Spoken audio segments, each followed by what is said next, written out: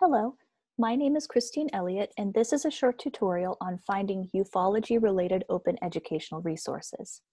I have put together another short tutorial that goes a little further into explaining OERs in a broader sense, and that link is available below in the video description.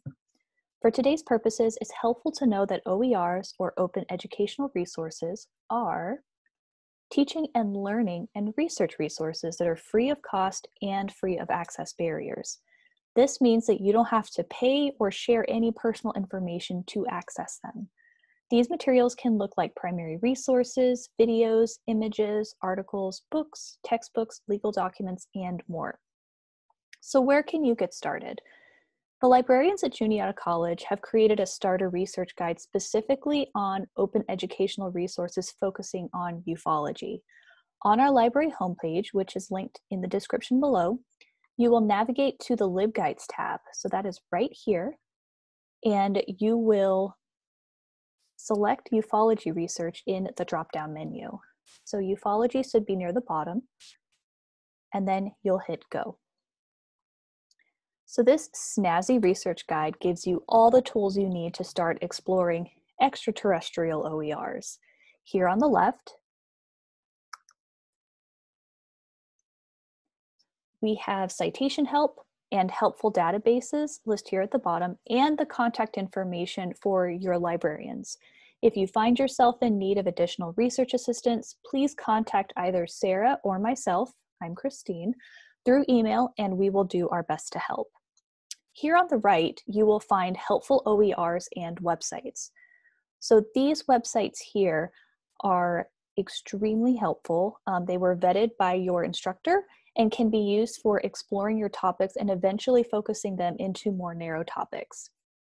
Here at the top of the box, you'll find that you can use Google search to find some really helpful tools, but it's important to use very well thought out terms. So remember to add the term LibGuide to the end of your search, and this will bring up library vetted resources on your topic of choice. So for example, if I wanted to do a search for extraterrestrial LibGuide and copy that into a search box, you will see here that it's pulling up research on extraterrestrial life from other libraries at other universities. So when you click on one here for Morgan State University, you're going to find a lot of great resources that have been vetted and used by other students and librarians and researchers from around the world. So we highly recommend that you use that particular tool. Here at the top, we have links to 3 specific OER resources you'll find most helpful. So there's the Mason OER Finder, the Galileo Open Learning Materials, and Merlot. All 3 of these sources gather various material types, which will give you a wide range of sources to explore. I have provided you with some helpful terms to get you started.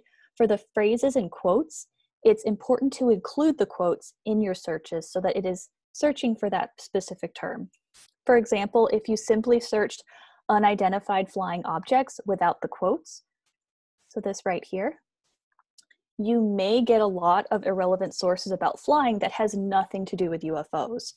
So in the linked tutorial I have below, I did explore how to use the Mason OER Meta Finder. So for this video, we're going to do a little bit of exploring in Merlot.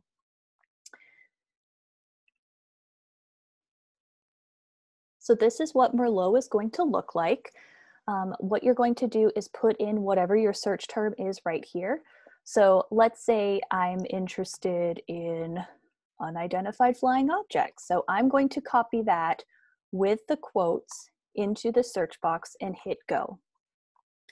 Now the first thing Merlot is going to look at is their Merlot collection, which you can see does not have a lot of stuff. But that does not mean this database is not going to be helpful for you. I highly recommend clicking on other libraries where you will find a lot of really great books and reports and videos about unidentified flying objects.